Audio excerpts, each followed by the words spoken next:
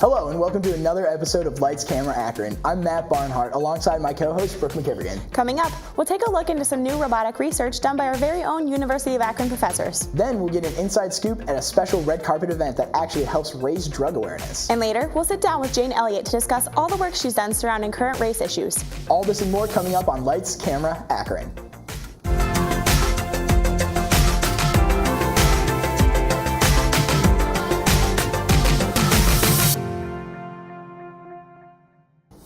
Our first story tonight features a professor here at the University of Akron who studies some pretty interesting subjects. Our Barissa Bradfield has the story. This week, I had the opportunity to sit down with the University of Akron's Professor Henry Astley and hear about his current robotic research.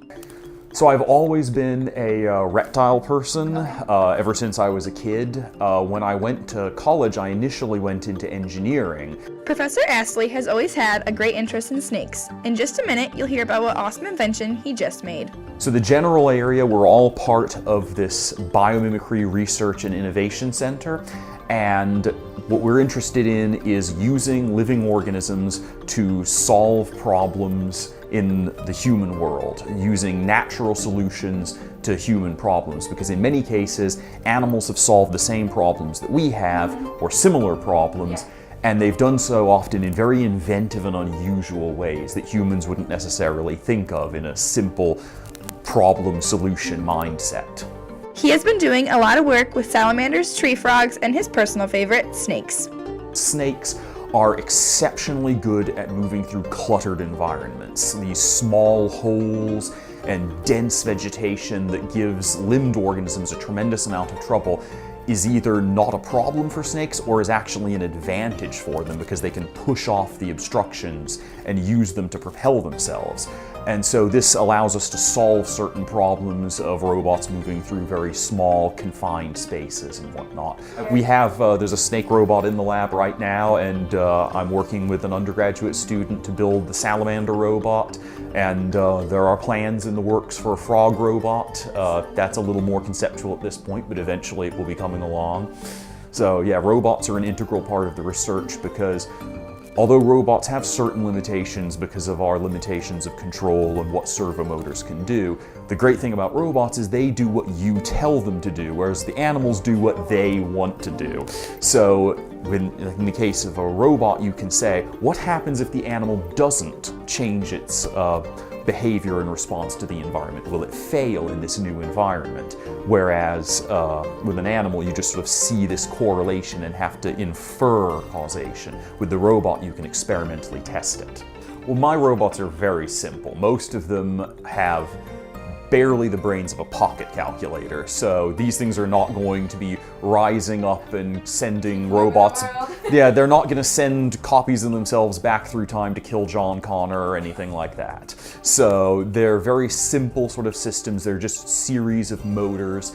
And a lot of the use of robots is in their simplicity. You can make it do this very simple thing without all the bells and whistles of having something more complicated or actually having a real live organism or a real live human. So, yeah, they're quite harmless in the end. This has been Barissa Bradfield with Lights, Camera, Akron.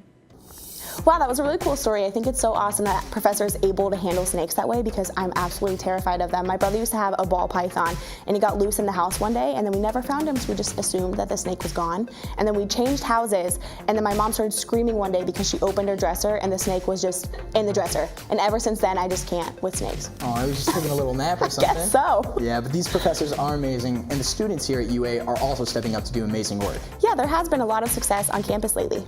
Now, let's throw it over to Maddie Watkins in the newsroom for this week's headlines. Thanks, guys. Heading into the new year, you will hear of a lot of different rankings. The University of Akron has made quite a few national ones. TheBestSchools.org releases a list of the 25 most amazing college campus buildings. Among those 25 buildings, the University of Akron Student Recreation and Wellness Center was ranked 13th for being an independent organization dedicated to being a leading source for campus and online education. Another source, Lind EDU, a marketplace for student loans and student refinance, released its top 30 recreation centers report. Again, UA's Rec Center was ranked 4th. The Director of Student Recreation and Wellness Services, John McDonald, says, This type of recognition would not be possible without the dedicated hard work of our students and staff. And I am honored to say that I am among the many students who work there and work hard to get our rec center recognized. The University of Akron has also ranked in the top 5 for a national recycling initiative. While students may be out enjoying football and basketball games, the physical facilities staff is more focused on how to recycle and reuse the waste that grows throughout the day. For the 2016 football season, UA finished 5th for the nationwide 2016 Game Day Recycling Challenge, with a 9% diversion ratio. Fans from the games have 3 different options when disposing of recyclable waste. The goal is to make recycling as easy and convenient as possible for them. UA recycled nearly 4,000 pounds of waste this past football season and have been in the top 5 ranked nationally the past 4 years in this competition. Coming up in the next month, 2 students from the University of Akron School of Law are going to be attending the national finals of the American Bar Association Student Client Counseling Competition at the University of Oklahoma College of Law on March 17th and 18th. Nicolette Drodos and David Wolfram, both part-time students, is the team that won the regional competition on February 12th. Other teams competing for Akron Law are first-year full-time students Heather Steele and Kelsey Ewing, and Hugh McDaniel and Amanda Zanjar.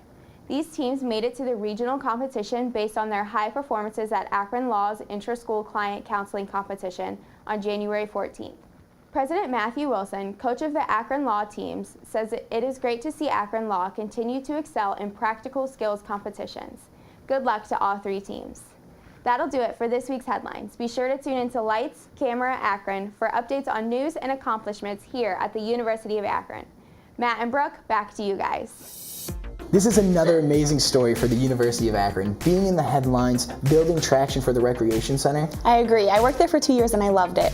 All right, we're going to take our first commercial break, but when we come back, Cortez Grayson gives us a taste of what it's like to be on the red carpet. Don't go anywhere.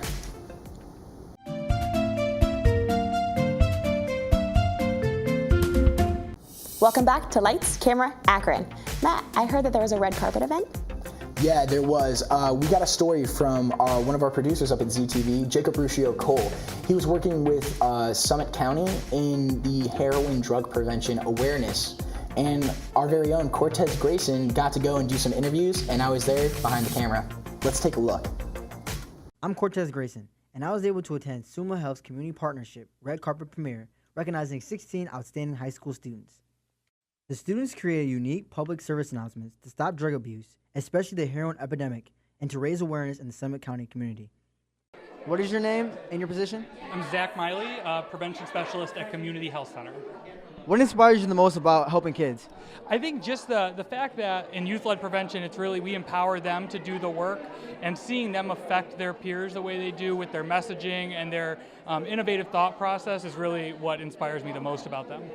And with just like kids in general, like what's something that they can like probably improve and like better themselves at with this program exactly? Yeah, so I think that in our programs, they can get really good at being confident with themselves in their drug-free decision. You know, we help them feel really good about being drug-free and going out and telling the world they're drug-free. And that's really what we focus on. We want them to realize that they're the majority of teens. There's a common misconception that the majority of teens use drugs and alcohol, but the reality is that most of our teens actually do not use drugs and alcohol. We just want them to talk about it more. So exactly with these kids, what makes them so special? Oh God, you know what? They're all different. They're all individuals. They work so hard. They all bring something different to the table. As far as being special, I mean, that's what makes them special, is each one of them are special in their own way, and we really appreciate that. So what inspired this project? We all just kind of wanted to make a difference in the Akron and Summit County area. And so how did you want to like help your community out? We came up with the idea to do this, and we just said, go ahead and do it. But we were guided by all of our coordinators, and it was really, really good. I just really wanted to help my community, and this is one of the ways that I could put myself out there and let them know that I'm out here to help, you know. Like, what inspires you the most about like helping your like community, like in Summit? Well, around my neighborhood, I live on Copley, so it's a lot of people outside, homeless, and you can tell that they've been using drugs. So like, I just want to inspire my community to be better and hopefully change our community in the future. I feel very strongly about drug prevention in my community. And with the like community, and like, how would you like to like better it and like, you know, improve it?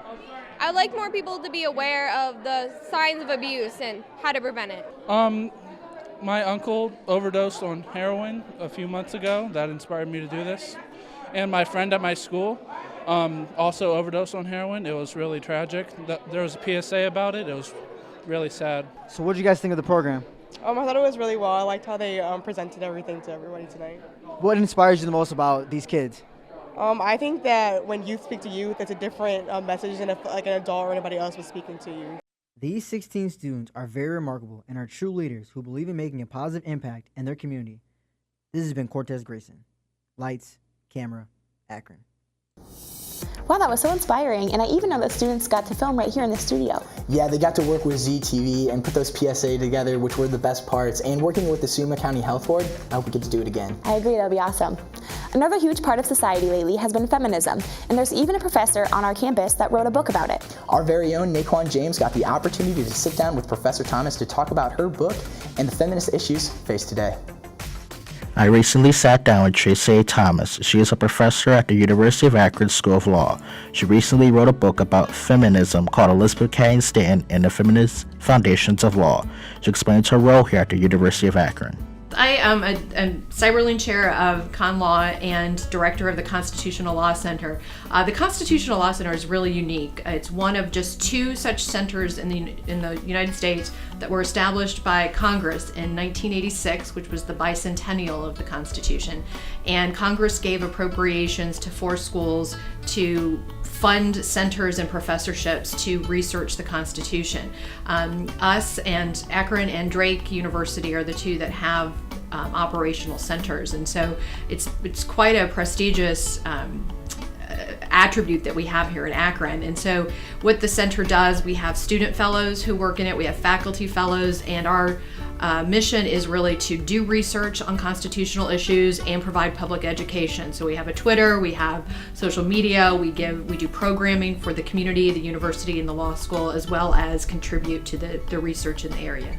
Feminism was such a big topic during the women's liberation movement of the 1960s and 1970s, but Professor Thomas says that Stanton was thinking of these revolutionary ideas 100 years before. As I started researching in this area, I realized Stanton was asking those same questions more than 100 years ago. And that to me was interesting because you don't think of that. You think of feminism as being kind of the 1960s, women's lib, and we had the vote, but we didn't really have too much else. And that's just not true. It turns out this is a very long-standing area of inquiry. To most people, Elizabeth Cady Stanton worked with Susan B. Anthony to fight for women's right to vote during the mid-1800s. Professor Thomas says that there's more things Liz Stanton did that most people don't even know about. We don't know very much about Elizabeth Cady Stanton. I mean, we should. I call her the Oprah of the 19th century. It's a bit of an exaggeration, but she was all over the place. For 50 years, she led organizations. She wrote newspaper articles in all the leading New York papers. She did a tour, the Lyceum tour, where she would go across the country and speak 10 months of the year for 11 years. I mean, everybody knew her. And so we have compartmentalized her into, she was the first one to demand the women's right to vote. Her platform was holistic. She had 3 components. She said we need to change the state, the family, and the church. Women's liberation continued to the 1970s when CBS had on their network the Mary Tyler Moore Show. The show featured one of the first single women on TV to not be controlled by men in any way, something Stanton wanted long before the show began to air. To a lot of people, such as Oprah Winfrey, she was a role model. To others, including feminists, she was criticized for her character not being feministic enough. Professor Thomas talked about how this legendary actress inspired her. I did watch the show. I was probably at the tail end of it. I don't know if that impacted me. I certainly saw her as a role model, as did many. Tracy Thomas continues the discussion about feminism as it continues to affect millions of people across the country and world. It continues to be a controversial topic to discuss. If you want more information about getting a copy of her book, go to Amazon.com or NYUpress.org. This has been Naquan James for Lights, Camera, Akron. That was awesome. I really love stories about strong women who stand up for what they believe in. It's really empowering, too, to know that the idea of women's suffrage has yet to take a back seat, and it's still at the forefront of all of our minds. I totally agree. Okay, we're going to take our last commercial break, but when we come back, we'll take a look at Brooke's interview with race activist Jane Elliott. Welcome back. Brooke here has our final story of the night, and you got to interview Jane Elliott, a feminist activist. How was that experience? It was so awesome. I was actually pretty intimidated before I got to meet her because I've read about her in history books, I've watched her experiments on YouTube, and I was intimidated because she's such a strong character, but she's actually so kind and just so inspiring. Let's take a look. And is there anyone in this United States that we do not treat as our brothers? Yeah. Who? Yeah. The black people. Who else? I recently had the chance to sit down with Jane Elliott, an internationally known anti-racism activist and educator who, in her own words, exposes prejudice and bigotry for what they truly are. Martin Luther King Jr. had been one of our heroes of the month in February, along with, unfortunately, George Washington, who owned slaves, bought and sold people for money. Abraham Lincoln, who was incidentally our first black president. Did you know that? No. He was part black, part white, and part Cherokee Indian. What? Yeah. Now, you look that up. You research that, and you're going to find out something you should have known a long time ago. History books. Yeah, put that in the history books. And why haven't we? Right. Yeah, and why don't we now? Look it up. I think you'll be astounded at what you'll find out. But our lesson plan for the next day, the next day, the 5th, was to learn the Sioux Indian prayer that says, "O Great Spirit, keep me from ever judging a man until I've walked a mile in his moccasins." So I decided that I was going to allow some of my 3rd graders to walk in the shoes of a child of color in this country for a day. So I put brown-eyed people on the top and blue-eyed people on the bottom, and I treated the brown-eyed people the way we white folks treat each other, and I treated blue-eyed people the way we white folks treat people of color. Jane travels the world performing her famous blue eye, brown eye exercise and giving lectures. I talk about the ignorance of treating people positively or negatively based on physical characteristics over which they have no control, and that includes skin color. And as long as we live in a society where it's all right to treat people unpleasantly on the basis of your ignorance about skin color, that's how long we'll have a problem. I asked her where the inspiration for her well-known exercise came from. Her response? Hitler. One of the ways they decided who went into the gas chamber during what has come to be called the Holocaust was eye color. If you had a good German name but you had brown eyes, they threw you into the gas chamber because they thought you might be a Jewish person who was trying to pass. And they killed hundreds of thousands of people on the basis of eye color alone. The University of Akron was fortunate enough to have Jane perform one of her lectures at E.J. Thomas Hall, where students listened to her, then were able to pick her brain with an open Q&A at the end. We not only learned from her, but she from us as well. And I learned that it's a learned response. Nobody's born a racist. Nobody's born a bigot. Those are all things you have to learn. Anything you learn, you can unlearn. It's time to unlearn our bigotry, and it's time to unlearn our racism. As you can imagine, this is not easy, and Jane goes through a lot to get her word heard. I've been hit by a white male. I've had a knife pulled on me. I've been threatened with death numerous times. Oh yeah, that's par for the course. White people can't take, for a few minutes, what we expect people of color to live with for a lifetime. If there's one piece of knowledge that she wants you to take away from this, there's only one race, people. Look at every student beside you, around you, behind you, in front of you, and every instructor, and realize that we are all members of the same race. I will not, you're all members of the family of man. You're my family, and I will not tolerate having people say ignorant, abusive things about members of my family just because of that other person's ignorance. students are leaving Jane Elliott's lecture here at E.J. Thomas Hall with high hopes, open hearts, and a newfound respect for one another. For Lights, Camera, Akron, this has been Brooke McKivergan. Well, unfortunately, that's all the time we have for today. But be sure to tune in next time. And don't forget to like us on Facebook, follow us on Twitter, and subscribe to our YouTube channel at ZTVLCA. Thanks for checking out the latest stories here on Lights, Camera, Akron. I'm Brooke McKivergan. And I'm Matt Barnhart.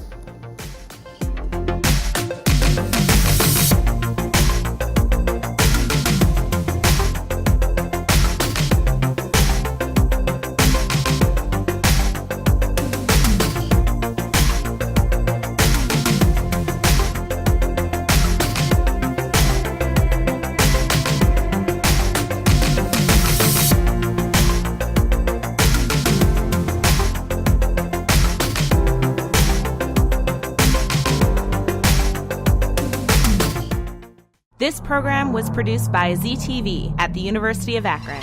To find out how you can make Emmy-winning media, visit the UA School of Communication online. ZTV. Make media. Make a difference.